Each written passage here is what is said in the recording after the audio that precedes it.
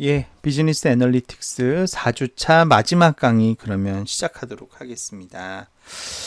자, 앞에서 우리가 로지스틱 회계 분석에 이제 실제 응용을 해볼 데이터, 제 석사학위 논문 데이터 설명드리면서 이제 T 검정과 카이 제곱 검정을 통해서 먼저 그 PG01 구매 여부에 유의한 변수들을 1차적으로 추리는 것까지 했습니다. 자, 요 변수들을 대상으로 이제 본격적으로 로지스틱 분석을 시작하겠다 이렇게 말씀을 드렸죠. 자, SPSS 화면으로 넘어가 보겠습니다. 자, SPSS 화면에 이제 넘어가서 아까까지는 이제 계속 그 검정만 했는데 변수체로 걸러내는 검정만 했는데 자, 본격적으로 분류 모형을 한번 만들어 보겠습니다.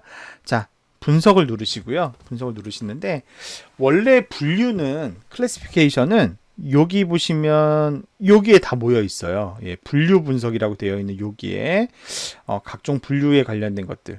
제가 그 얘기도 했잖아요. 그 군집화도 사실상 분류랑 똑같다. 왜냐하면 여러 개를 집단으로 나누는 거니까. 그래서 SPSS의 분류 분석 밑에는 이렇게 군집 분석도 쭉 나오고, 그 다음에 뭐 의사결정 나오면 판별 분석, 최근적 이웃 이런 것들이 막 나오는데, 지금 하려고 하는 로지스틱 회계 분석도 분류죠 원래는. 그런데 얘는 어디에 들어가 있냐면 회귀 모형이잖아요 기본적으로. 그래서 어디에 들어가 있냐, 회귀 분석 밑에 있어요. 회귀 분석. 회귀 분석 중에서 우리가 아까 일반 단순 회귀 분석할 때 뭘 썼어요? 예, 선형 요거 썼죠. 여러분들이 만약에 중회귀 분석을 쓴다고 해도 요 선형을 이용해서 하시면 될 겁니다. 그런데 지금 우리가 하려는 건 선형 회귀 분석이 아니라 무슨 회귀 분석? 로지스틱 회귀 분석을 하려고 하는 거죠. 그 중에서도 둘 중에 하나, 예, 를 예측하는 바이너리 문제를 푸는 로지스틱 회계 분석이기 때문에 요거를 쓰시면 돼요. 이분형 로지스틱. 혹시 여러분들이 멀티 클래스로 클래시피케이션을 하는데 로지스틱으로 풀고 싶다라고 하면 요 밑에 있는 다항 로지스틱이라고 하는 좀 더 고차원적인 로지스틱이 있습니다. 그때는 이걸 쓰시는 거고요. 우리는 지금 요거를 쓰면 됩니다. 이분형 로지스틱 둘 중에 하나 예측하는. 클릭합니다. 자, 그러면 대화 상자가 이렇게 나오는데요. 자, 종속 변수, 예측의 대상이 되는 변수죠. 우리는 뭘 예측하고 싶어요? 어떤 물건, 예, 다이어트, 토탈 상품, 상품군 1, 프로덕트 그룹 01을 살까 말까, 샀으면 1, 안 샀으면 0, 이렇게 마킹되어 있는 PG01을 예측하고 싶어요. 요게 Y죠. 그러면 얘를 종속 변수에다가 이렇게 끼워 넣기, 이렇게 집어넣습니다. 자, 그 다음에 공변량 이렇게 되어 있는 데다가 후보가 될 다양한 변수들, 예, 아까 1차로 채를 통과했던 변수들을 요 안에 집어넣는 거를 해야 돼요. 자, 먼저 T검정을 통과한 변수가 뭐가 있었나요? 자, age가 있었고, 또 뭐가 있었죠? weight가 있었고. 그런데 지금 띄엄띄엄 선택해야 되잖아요. 이렇게 띄엄띄엄 선택을 하실 때는 쉬프트 버튼이 아니라 컨트롤 버튼을 누른 상태로 이렇게 누르시면 돼요. 하나씩. 자, age 삽입해야 되고, weight 클릭, 네, 삽입해야 되고, 그 다음에 obj, 요게 이제 통과했죠 아까.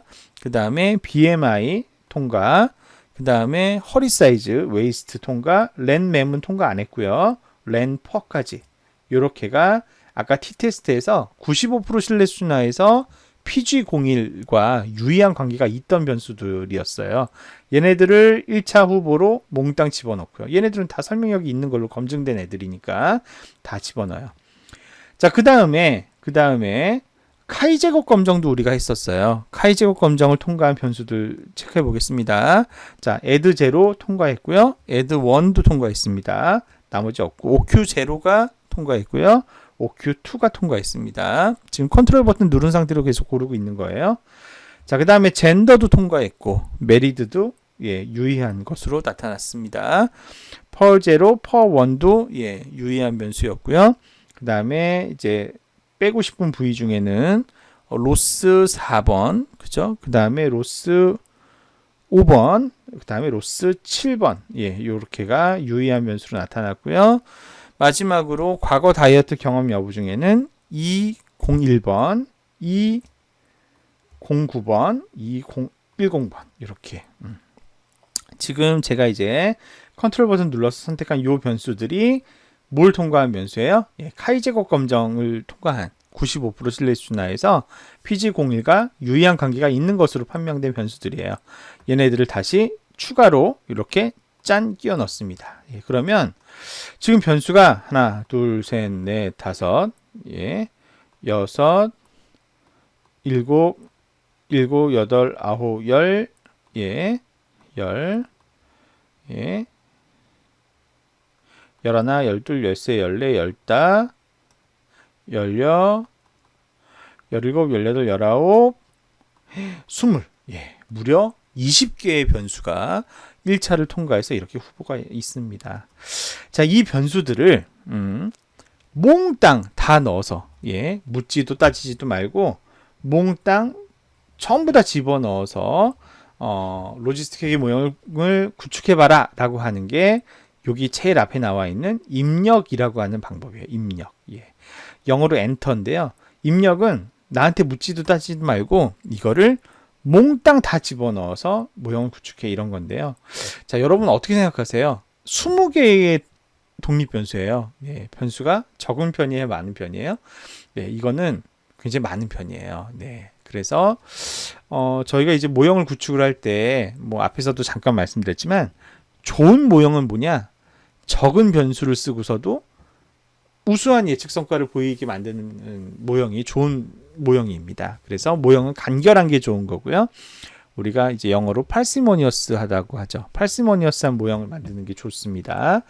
그래서 SPSS의 이 로지스틱, 이분형 로지스틱에 특별한 옵션들이 제공이 돼요. 자, 특별한 옵션이 제공되는데 보시면 크게 입력이 있지만 입력은 아까 제가 말씀드린 대로 묻지도 따지지도 않고 여기 입력하는 입력 변수를 몽땅 사용하는 게 입력이라고 했는데 입력 말고 다른 옵션들이 두 가지가 있어요.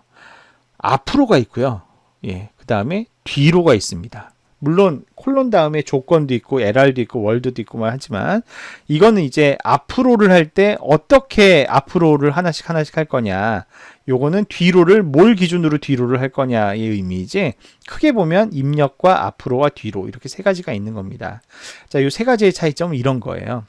입력은 제일 먼저 설명한 것처럼 묻지도 따지지도 않고 이 20개 변수를 다 쓰는 게 입력이고요.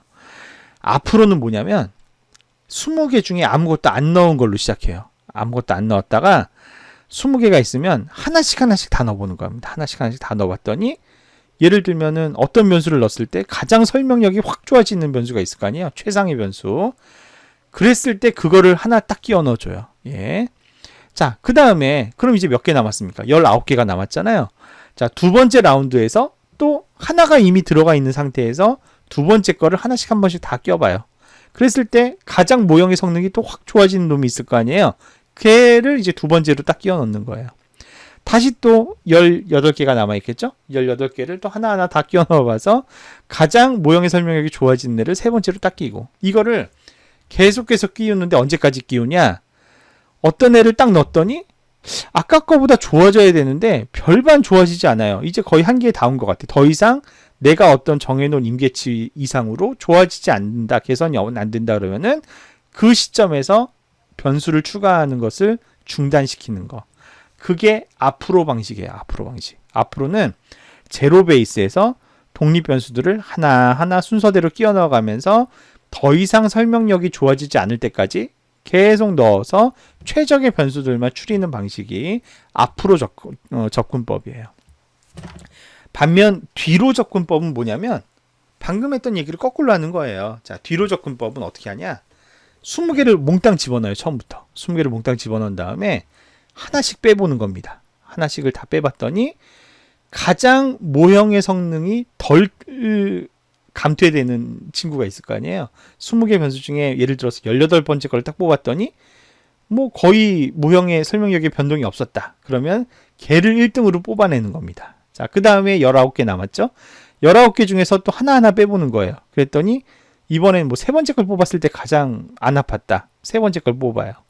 그 다음에 또 이제 남은 18개를 대상으로 해서 또 뽑고 해서 계속 뽑는 거예요. 언제까지? 어떤 애를 딱 뽑았더니 갑자기 모형이 확 나빠지는 거죠. 그럼 이제 걔는 뽑으면 돼야 안 돼요? 안 된다는 얘기잖아요. 그때까지 뽑는 거예요. 그러니까 앞으로는 제로 베이스에서 하나하나 넣어보면서 더 이상 개선이 없을 때까지 넣는 방식이 앞으로인 거고요. 뒤로는 처음부터 몽땅 입력 변수들을 다 엔터 방식으로 넣은 다음에 가장 불필요한 변수부터 하나 둘 빼오다가 어떤 임계값 이상으로 모형이 크게 영향을 받을 때 그때 빼는 거를 중단하는 방식이 뒤로 방식이죠. 이렇게 세 가지의 종류가 있지만 보통은 앞으로 조건, 뒤로 조건 이런 것들을 많이 씁니다. 근데 이따가 제가 결과 비교해서 보여드리겠지만 앞으로 조건을 하나 뒤로 조건을 하나 그 결과는 비슷한 경우가 많습니다. 예, 이거 재밌죠.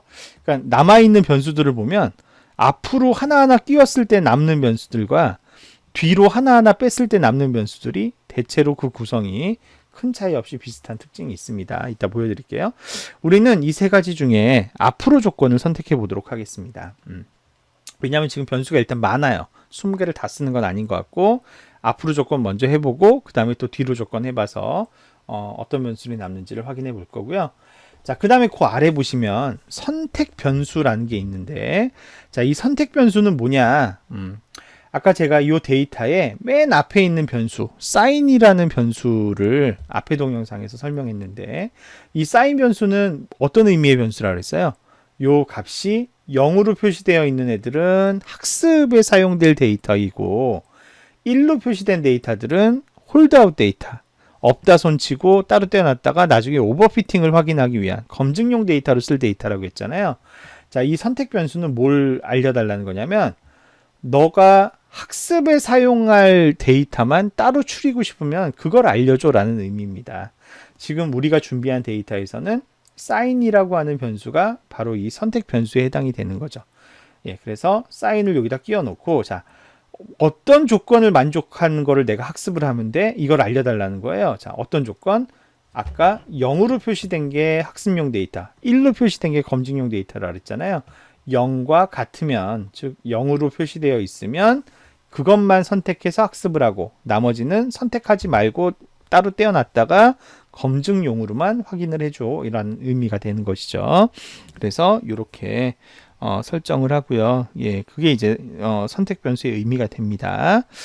자, 그 다음에 다른 옵션들도 있지만 뭐 별로 의미가 없고요. 저장에 가셔서 아까처럼 이제 예측 값을 한번 저장을 해보는데 자, 그 집단에 소속될 확률과 어떤 집단으로 파악이 됐는지 이 확률이라고 하는 거는 아까 그 P에 해당되는 값이에요. 그래서 0에서 1 사이의 값을 보고 소속 집단은 뭐겠어요? 이 P가 0.5보다 크거나 같으면 1로 판단하는 거고 0.5보다 작으면 0으로 판단한 그 결과를 알려달라는 게 소속 집단이 되겠습니다.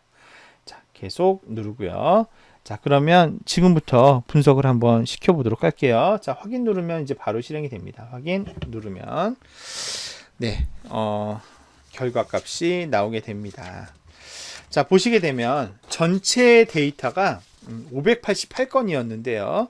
제가 전처리를 애초에 그렇게 한 겁니다. 전체 데이터 588건인데 그 중에 80%에 해당되는 470건이 사인이 0으로 되어 있었어요. 그 얘기는 470건으로 선택을 해서 얘네들만 뭐에 쓰겠다? 학습에 쓰겠다라는 것이죠. 79.9%. 나머지 118건 비선택 케이스로는 뭘 해보겠다? 검증을 해보겠다. 즉 470건으로 만든 모형을 단순히 적용만 해보고 얼마나 잘 맞는지를 확인해 보겠다 이런 겁니다. 자, 그렇게 해서 봤더니 제가 데이터를 전처리할 때 분류 문제는 한쪽으로 클래스가 쏠리면 학습이 왜곡될 수 있기 때문에 어떻게 맞춘다 그랬어요? 0과 1이 각각 1대1의 비중이 되게끔 맞춘다고 했잖아요. 그래서 실제 관측된 값을 보면 예, 아까 470건 중에 235건은 0으로 그 다음에 235건은 1로 이렇게 마킹이 되어 있는 거고요. 아까 이제 선택되지 않은 118건의 케이스 중에서는 59건이 0으로 표시되어 있고 59건이 1로 표시되어 있어서 둘 다 몇 대면 1대1의 비중을 갖는 거죠. 그러니까 동전을 휙 던져서 이 문제를 예측한다고 하면 기본적으로 50%는 맞출 수 있는 거죠. 50%밖에 못 맞추는 그런 문제가 되는 거죠. 자, 그렇게 해서 이제 시작을 합니다. 우리는 무슨 방식? 전진 선택 방식을 했어요. 예, 그래서 매 단계마다 하나씩 변수를 끼워 넣었을 텐데, 자, 보십시오. 1단계, 2단계, 3단계, 4단계 해서 쭉 몇 단계까지 갔어요? 8단계까지 가더니 끝났어요. 이건 뭘 의미하는 걸까요? 자, 이 모형에는 총 몇 개의 변수가 활용되었다? 8개의 변수가 활용되었다는 거죠. 왜냐하면 전진 선택은 한 번 번씩, 그러니까 제로 베이스부터 하나하나 넣는 게 전진이라 그랬잖아요. 그게 8단계 진행됐다는 얘기는 변수가 8개 들어갔다는 얘기인 거죠. 자, 그렇게 해서 라이클리후드 추정하는 내용들이 나오고요. 자, 제일 처음에 1단계, 2단계, 3단계 예측 정확도가 나옵니다. 쭉 이제 발전되다가 마지막 8단계가 되면 학습용 데이터셋에 대해서는 75.3%를 정확하게, 0을 0으로 맞춘 게 176건, 1을 1로 정확하게 맞춘 게 178건. 그런데 실제로는 1인데 0으로 잘못 예측한 게 57건, 실제로는 0인데 1로 잘못 판단한 게 59건 해서 75.3%를 학습 데이터로 맞췄고요. 검증용 데이터에 대해서도 67.8%를 맞춘 게 마지막 모델입니다. 자, 이 모델을 구현을 하려면 우리가 개수를 알아야 되겠죠. 모형의 개수를 알아야 될 겁니다. 1단계, 2단계, 3단계 쭉 나오지만 제일 먼저 선택된 변수는 랜퍼였고요. 그 다음에 선택된 건 로스4였고, 그 다음에 선택된 거는 BMI고, 이렇게 쭉 가다 보면 맨 마지막 단계, 8번째 단계가 최종 도출된 모델이라고 볼 수가 있는 거고요. 요 앞에 있는 요 값들은 개수입니다. 개수. 이 개수라는 거는 뭐냐면, 자, 요거죠, 요거. 알파 플러스 베타 x 할 때 요 베타에 해당되는 것들이 지금 나와 있는 요 값들입니다. 요 값들. 그래서 우리가 이제 g를 어떻게 만드냐? g는 상수항 마이너스 1.640 빼기 9.291 곱하기 OBJ 더하기 6.809 곱하기 BMI 빼기 2.120 곱하기 랜퍼N 뭐 이런 식으로 쭉 가서 점점점 0.820 곱하기 로스 7 이게 이제 G가 되는 거고요. 그 G를 그대로 사용하는 게 아니라 우리 어떻게 해야지 로지스틱 회귀 분석이 돼요? 그 G를 로지스틱 변환을 했을 때 0에서 1 사이 값이 나오죠. 그 0에서 1 사이로 변환하는 로지스틱 변환이 요거가 되는 거예요. 그죠? 1 플러스 2의 마이너스 G승분의 1 하면은 우리가 예측하고자 하는 예측값이 나오게 되는 거고요. 자, 그 다음에 여기 이제 뭐 베타값, 뭐 스탠다드 에러 쭉 나오는데 다른 거 말고 여기 EXPB라는 게 있네요. 익스포넨셜 B. B는 이거잖아요. 그죠? 개수 베타. 익스포넨셜 베타 값이 여기 나와요. 자, 이거 혹시 뭐라고 했는지 기억나시는 분 계십니까? 여기 뭐였죠? 요게 아까 얘기했던 오즈 비율이었어요. 오즈 비율. 그죠? 익스포넨셜 베타. 이거는 x가 아까 그 대응되는 x가 한 단위 늘어날 때마다 종속 변수가 발생할 확률이 그렇지 않을 확률 대비 몇 배 증가하는지를 나타내는 값이라고 얘기를 했습니다. 자, 그래서 우리 강의 노트에 있는 걸로 해석을 하자면 이런 거죠.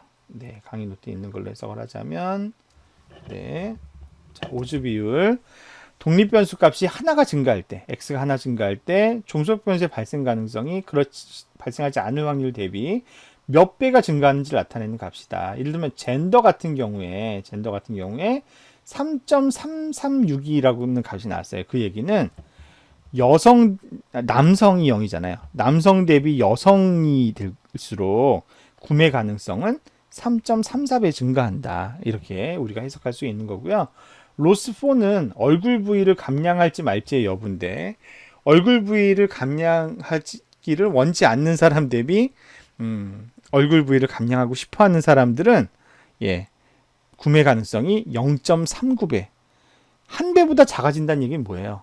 감소된다는 거죠. 그러니까 얼굴은 우리가 생각해보면 이게 해석이 가능합니다. 이 PG01이라는 제품이 약간 뭐랄까요? 타이트한 컨설팅과 연계된 타이트한 다이어트 프로그램인데 보통 이제 이런 제품을 구입하시는 분들은 얼굴 살에 관심이 있는 분이라기보다는 뭐 뱃살이라든가 일반적인 체중 감량에 관심 있는 분들이 아무래도 이런 제품에 더 선호하지 않겠어요. 그러다 보니까 얼굴 살에 민감한 사람들은 이 제품을 오히려 더 안 산다는 거죠. 그런 걸로 우리가 해석을 할 수가 있게 됩니다.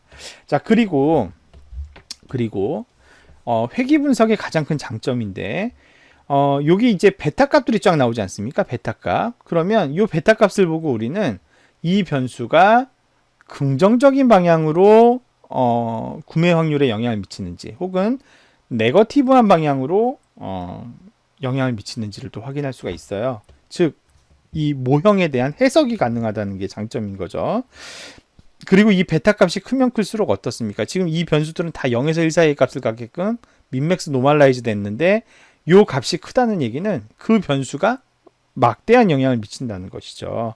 자, 그래서 예를 들어서 해석을 해보면 OBJ 감량 목표는 마이너스 9.291 보시면 절대값으로 볼 때 제일 큰 영향을 미칩니다. 자, 그게 무슨 얘기냐면 감량 목표가 크면 클수록 네, 그만큼의 가장 큰 영향을 미쳐서 확률에 영향을 주는데, 자, 그런데 재밌는 거는 플러스예요, 마이너스예요? 예, 마이너스입니다. 마이너스. 이 얘기는 살을 많이 빼고 싶은 사람일수록 이 컨설팅이 결합된 이 다이어트 제품에 대한 구매 가능성이 크게 낮아진다는 거예요. 예, 왜 그럴까요? 이거 약간 상식에 배치되는 것 같죠? 네. 아니, 감량을 많이 하고 싶은 사람이면 오히려 이 제품에 더 관심 보여야 되는 거 아닌가? 이렇게 생각할 수 있는데, 실제로 제가 요 데이터 가지고, 이때 이 회사의 전문가분들하고도 상담도 해보고, 뭐, 해봤는데요.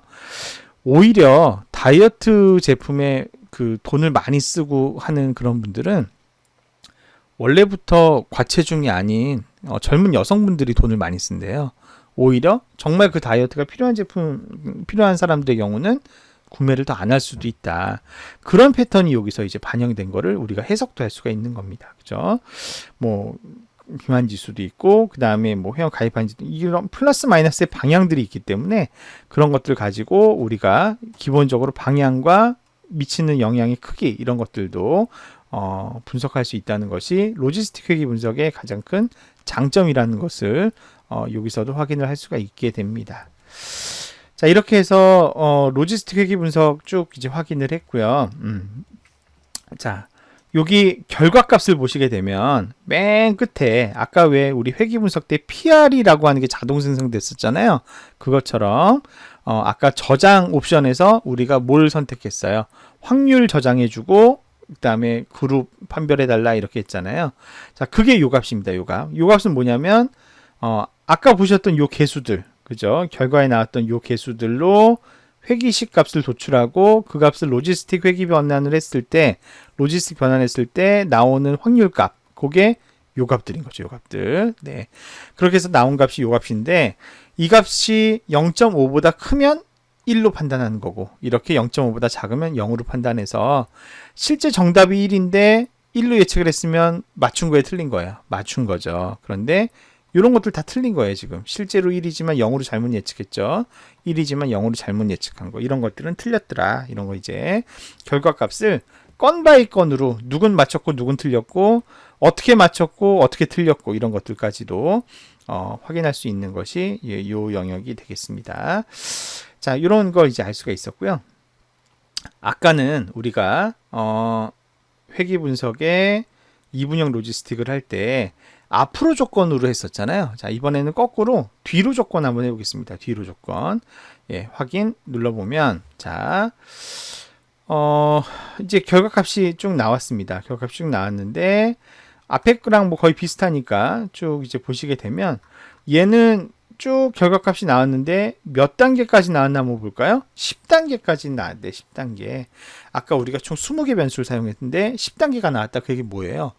예. 한 단계 한 단계씩 변수를 빼니까 10개를 빼먹다는 얘기죠. 그 얘기는 남은 변수가 몇 개 정도 남았다는 얘기예요. 10개 정도가 남았을 거라는 걸 알 수가 있죠.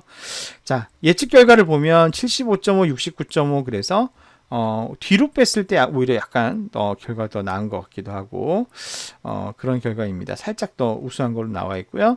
그 다음에 이제 남아있는 변수들. 그래서 얘는 보면은 1단계 때는 전부 다 남아 있고요. 2단계에서는 하나가 빠지고 3단계에서는 2개가 빠지고 이런 식으로 쭉 나가다가 마지막 10단계가 되면 이렇게 남아 있는데요.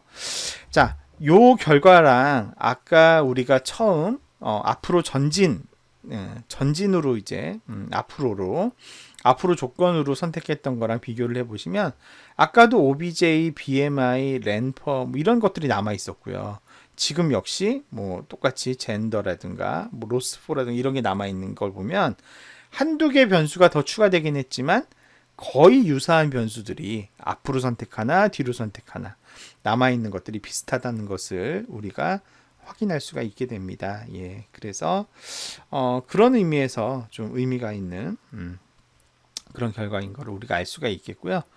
자, 그렇게 해서 이 로지스틱 회계 분석에서의 앞으로 선택이나 뒤로 선택 같은 이 선택 기능은 어디에 쓰이게 되냐면 우리가 이제 뒤에서 또 인공식량만 실습도 할 거고 뭐 무슨 사례 기반 추론도 실습할 거고 다른 것들도 막 실습을 하게 될 텐데 각 실험을 할 때마다 이렇게 왕창 변수를 집어넣게 되면 모형이 너무 복잡해지는 문제가 생길 수가 있죠. 그래서 보통 우리가 이제 10개 이내의 후보 변수를 추려놓은 상태에서 모형을 보통 구축을 하는데 기준이 없잖아요. 그 10개를 어떻게 추릴 거냐, 10개 미만의 변수를. 그럴 때 우리가 흔하게 이제 쉽게 사용할 수 있는 게 가장 기본적으로 로지스틱 회계 분석은 초반에 많이 분석을 하니까요.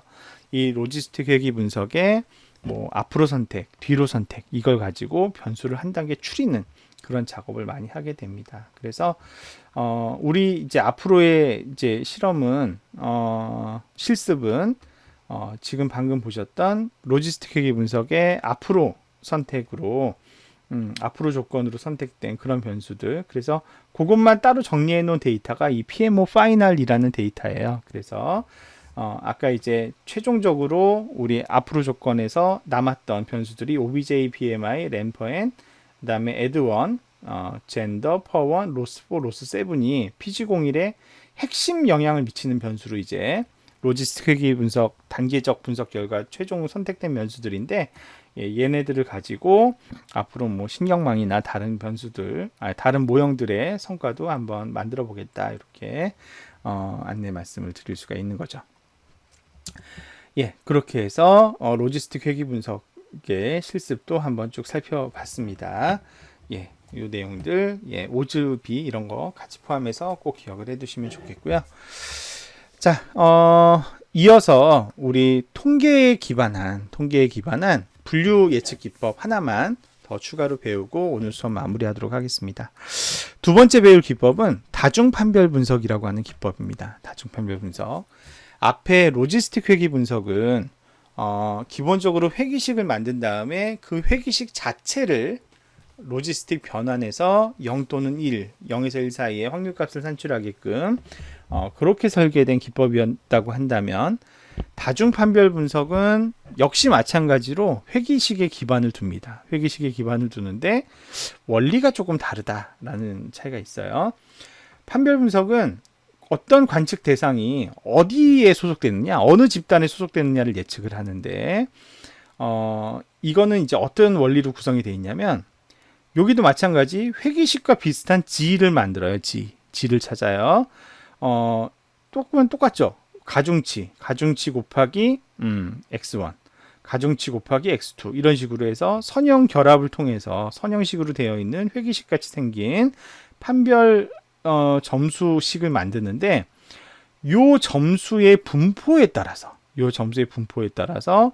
그룹을 구분하는 원리로 구성이 되어 있어요. 그래서 이 판별 분석은 장점이 한 가지 있는데요. 아까 로지스틱 회계 분석은 0 또는 1 두 개의 집단만 나눌 수 있다고 했잖아요. 그런데 판별 분석은 3개 집단, 4개 집단, 5개 집단, 멀티 클래스도 다 나눌 수가 있어요. 왜냐하면 판별 점수의 구간을 보고 여기서부터 여기까지는 1집단, 여기서부터 여기까지 펼쳐지면 2집단, 여기서부터 여기까지 3집단 이런 식으로 나누되기 때문에 얘는 꼭 2개의 집단만 나눌 수 있진 않아요. 2개도 물론 나눌 수 있지만 3개 이상의 집단도 구분을 할 수가 있고요. 자, 이런 판별 분석의 목적은 기본적으로 이런 원리예요. A라는 집단, B라는 집단, C라는 집단이 있으면 그 집단별로 산출된 판별 점수의 평균이 통계적으로 유의한 차이가 나게끔 최대한 선형 결합을 하는 겁니다. 그렇게 해서 이 통계적 유의의 차이도 볼 수가 있고, 그 다음에 판별 함수를 이용을 해서 새로운 객체를 분류할 수도 있고, 그룹 간의 차이를 어떤 독립 변수가 x1, x2, xp 중에 어떤 변수가 가장 많이 설명해 주느냐 이런 것도 추가 검정을 통해서 찾아줄 수 있어요.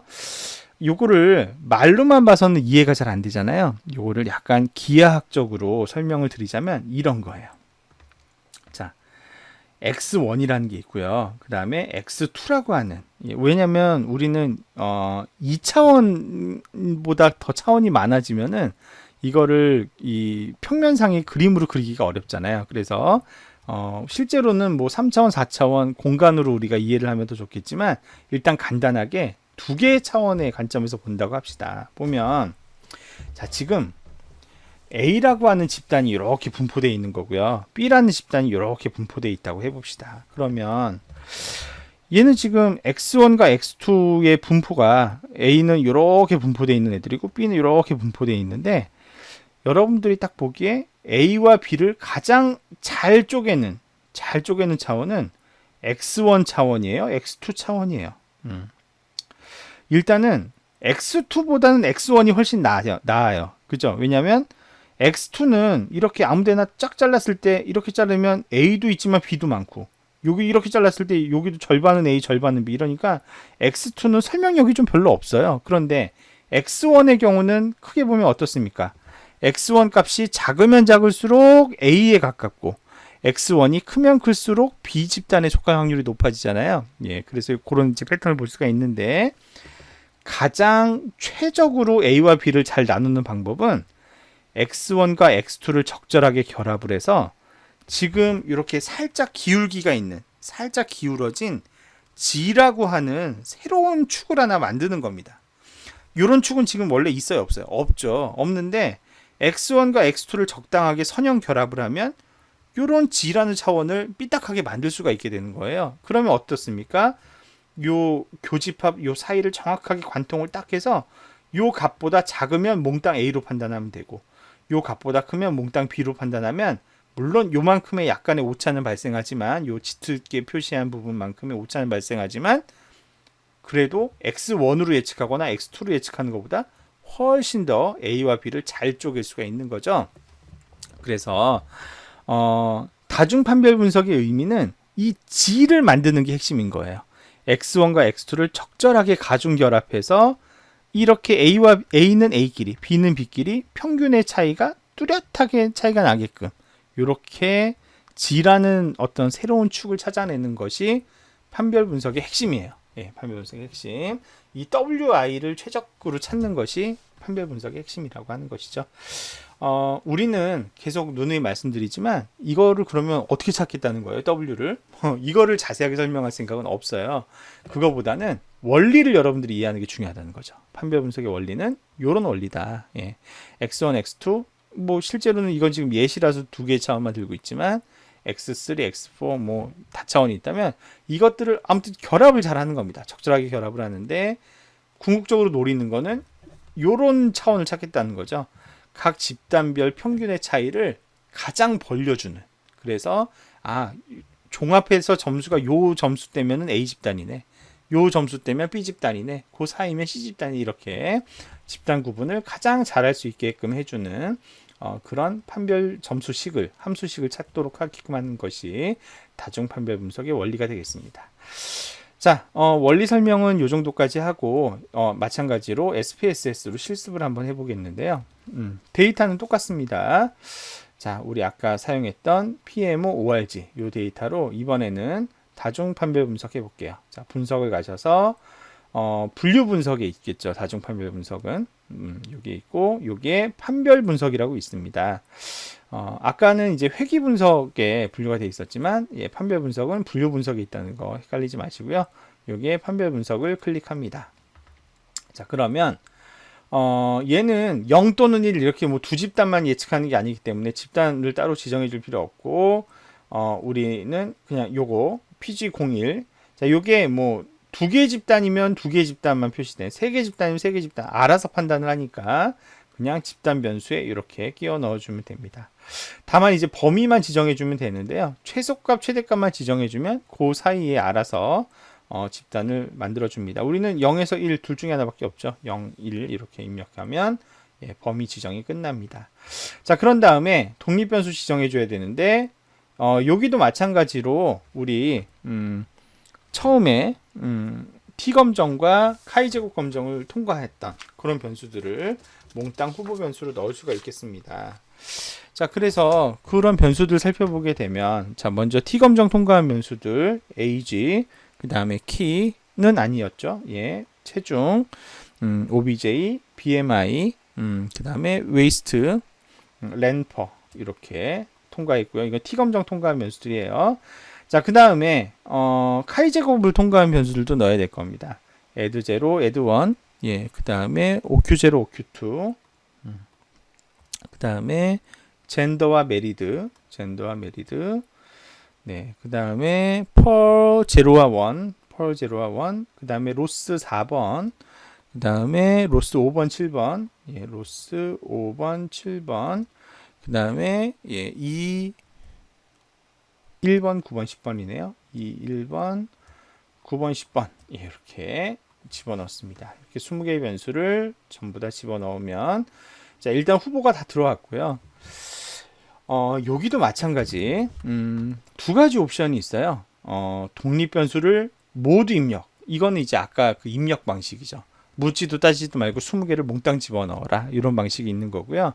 근데 이거는 지금 적합해요? 적합하지 않아요? 예, 추천하지 않아요. 왜냐하면 20개의 변수는 너무 많기 때문이죠.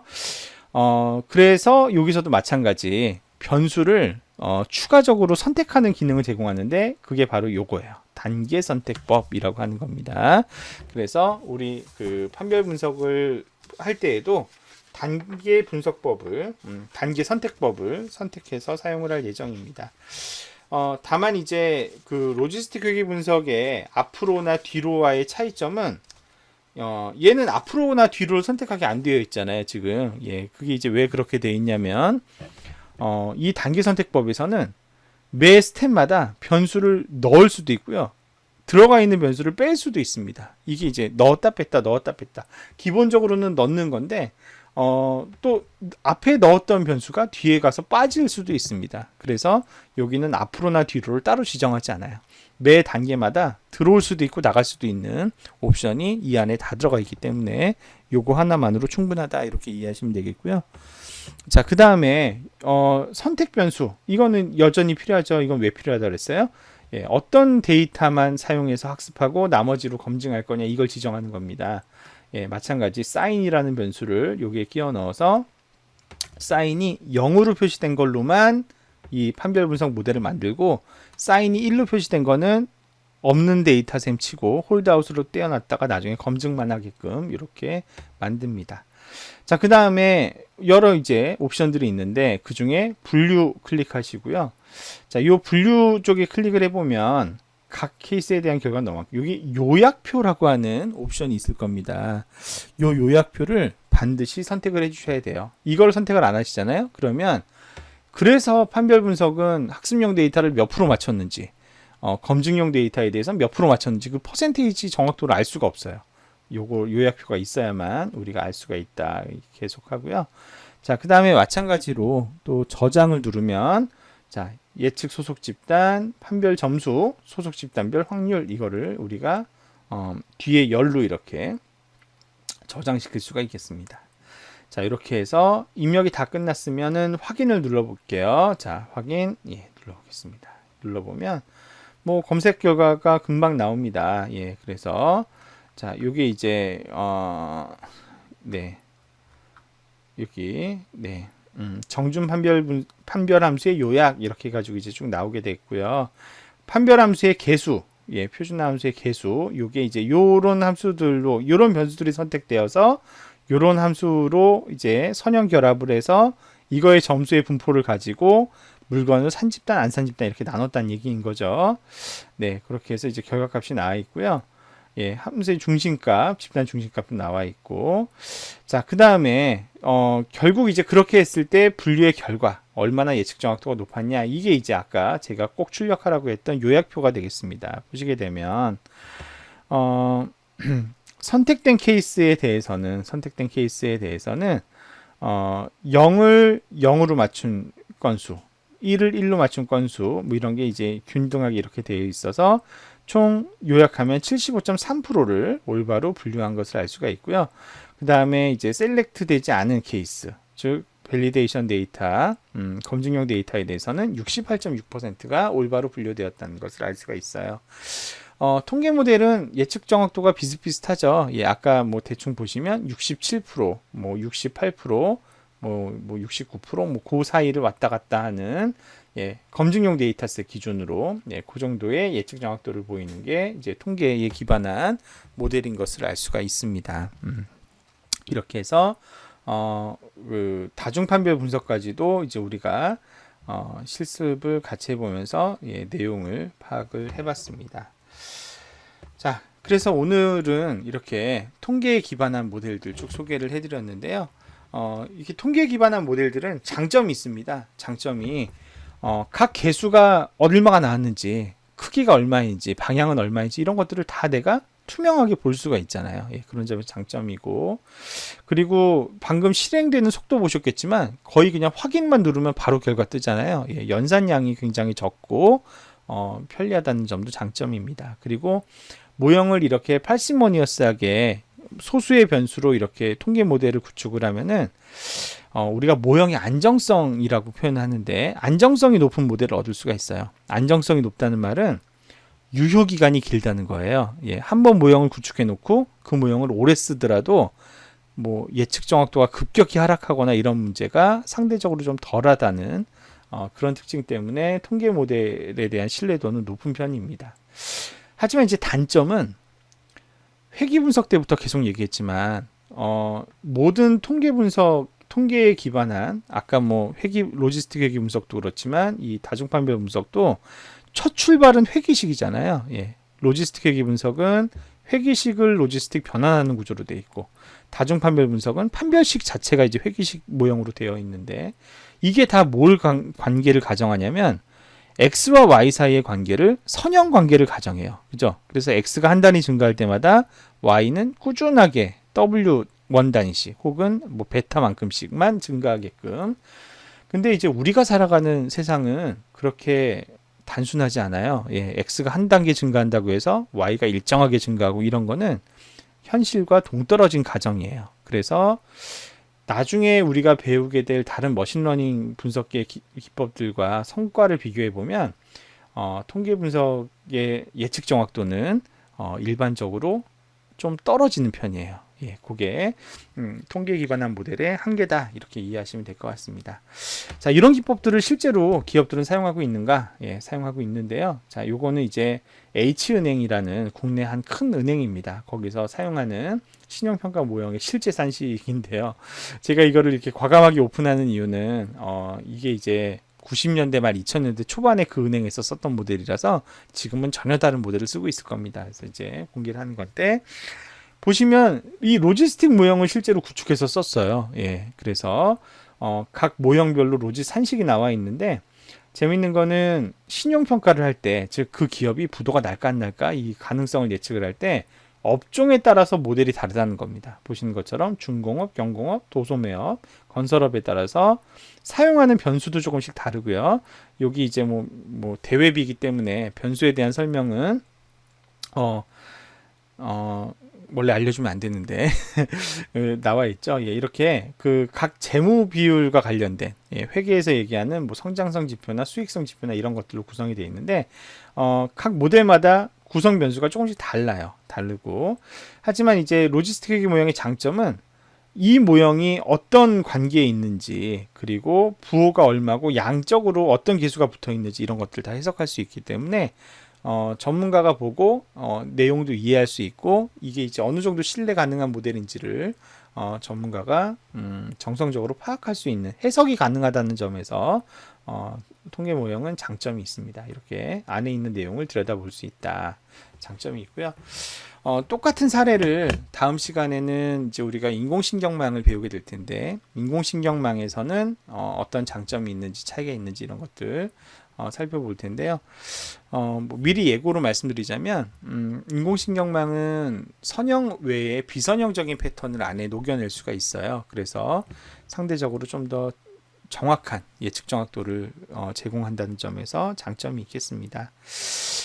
자, 그 얘기는 요 다음 주에 배우는 것으로 하고요. 이번 주는 이렇게 해서 통계에 기반한 회계 분석으로부터 출발해서 로지스틱 회계 분석, 그 다음에 판별 분석에 이르기까지의 내용들을 쭉 살펴봤습니다.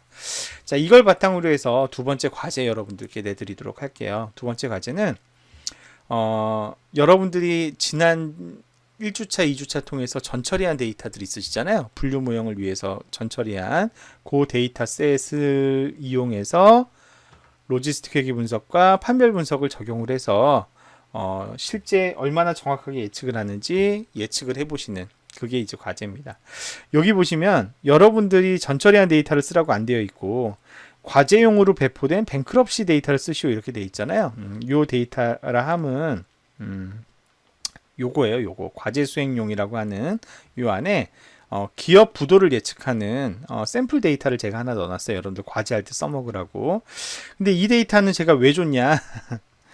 과거에 여러분들 선배의 사례들을 보면 그 처음에 내드린 개인 과제의 데이터 전처리의 상태가 별로 좋지 않은 경우들이 많았어요. 예, 그러면 전처리가 잘 안 되어 있는 데이터로 이제 실습을 하려니까 뒤에 게 좀 꼬이거나 잘 안 풀리는 경우들이 많은 거죠. 그래서 이거는 옵션이에요. 예, 여러분이 나는 데이터 전처리 충분히 잘한 것 같다. 예, 난 내 데이터를 가지고 숙제하고 싶다 그러면 그걸 더 추천합니다. 여러분이 전처리 해놓은 데이터로 이 과제를 수행하시는, 즉 로지스틱 회계 분석과 다중 판별 분석 적용해 보시고 그 결과를 확인하는 그 숙제를 하시는 게 제일 좋고요.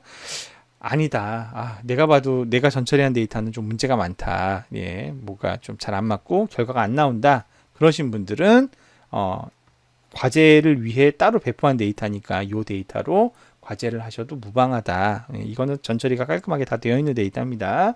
네, 그렇게 과제를 수행하시면 될 것 같습니다.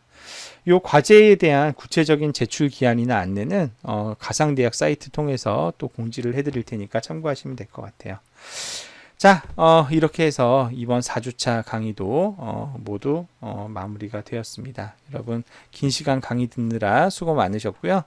예, 저는 다음 주에 다른 주제로 또 인사드리겠습니다.